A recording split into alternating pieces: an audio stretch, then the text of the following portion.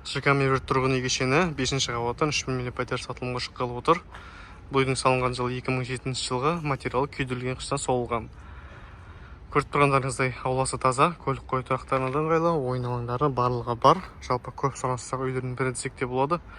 Енді үйіміздің іс жағына қарай өтіп, сіздерді проектісімен таныстырып шығайын. Көретін пәтеріміз және де угловой емес, ортаңғы бөлікте орналасқан.